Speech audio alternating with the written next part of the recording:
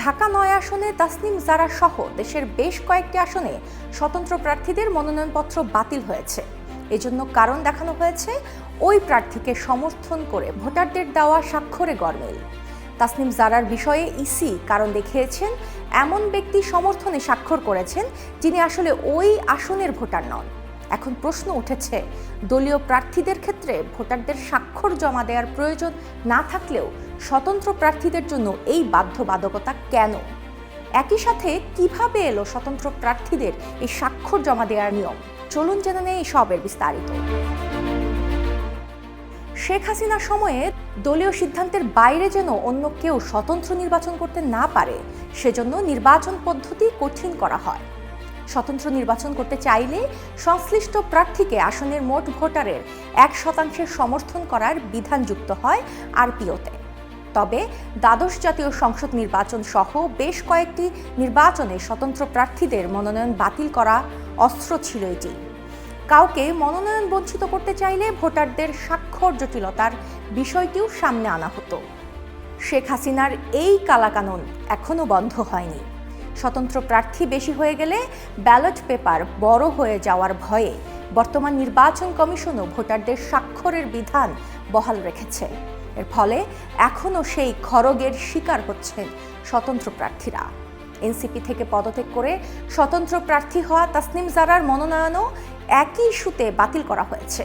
তিনি জানিয়েছেন একজন প্রার্থী ঢাকা-৯ আসনের ভোটার না হয়েও স্বাক্ষর করেছেন বলে ইসি জানিয়েছে, সেজন্য মনোনয়ন বাতিল করা হয়েছে। গ্রহণ না করার পেছনে নির্বাচন কমিশন যে কারণ দেখিয়েছে, আপনারা জানেন যে স্বতন্ত্র প্রার্থীর ক্ষেত্রে 1% ভোটারের স্বাক্ষর দিতে হয়।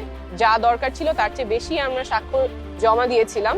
সেখান থেকে তারা 10 জনের তথ্য ভেরিফাই করতে গিয়েছেন, 10 জনেরই সত্যতা তারা খুঁজে পেয়েছেন, কিন্তু এই 10 জনের মধ্যে 2 জনের ক্ষেত্রে তারা দেখেছেন তারা ঢাকা-9 ভোটার না। একই সাথে তাসনিম জারা অভিযোগ করেছেন কে কোন আসনের ভোটার সেটি তাৎক্ষণিকভাবে জানার কোনো উপায় নেই। স্বতন্ত্র প্রার্থী হিসেবে স্বাক্ষর জটিলতায় শুধু তাসনিম জারা নন, দেশের বিভিন্ন আসনে অনেক প্রার্থীরই মনোনয়ন বাতিল হয়েছে। সর্বশেষ দ্বাদশ জাতীয় সংসদ নির্বাচনেও একই হাল হয়েছিল স্বতন্ত্র প্রার্থীদের। সে সময় মনোনয়নপত্র বাছাইয়ে বাদ পড়া 731 জনের মধ্যে 423 জনই স্বতন্ত্র প্রার্থী ছিলেন। তাদের বিষয়েও স্বাক্ষরে গরমিলের অভিযোগ আনা হয়েছিল। এখনও একই নিয়মে বাতিল হচ্ছে স্বতন্ত্র প্রার্থীদের মনোনয়নপত্র। বাছাই পর্বে আমার মনোনয়নপত্র গৃহীত হয়নি, আমরা সেই সিদ্ধান্ত আপিল করব। আপিলের প্রক্রিয়া আমরা ইতিমধ্যেই শুরু করে দিয়েছি এবং আমরা যেই লড়াইয়ে নেমেছি, স্বচ্ছতা এবং জবাবদিহিতার রাজনীতি, সেই লড়াই আমাদের চালু থাকবে। রাজনৈতিক বিশ্লেষকরা বলছেন স্বতন্ত্র প্রার্থীর ক্ষেত্রে 1% ভোটারের স্বাক্ষর সংবলিত যে তালিকা দিতে হয় তা অগণতান্ত্রিক। এর ফলে ভোটারের পরিচিতি জনসম্মুখে প্রকাশ করা যায় এবং তার নিরাপত্তা ঝুঁকিতে পড়ে। এটি করলে গোপন ব্যালটের মাধ্যমে ভোটদানের পদ্ধতি প্রশ্নবিদ্ধ হয়। এছাড়া 1% ভোটারের স্বাক্ষরের শর্ত থাকায় অনেক ভালো লোক নির্বাচনে অংশ নিতে পারেন না। সুতরাং এই স্বাক্ষরের বিধান একেবারেই বাতিল করা উচিত।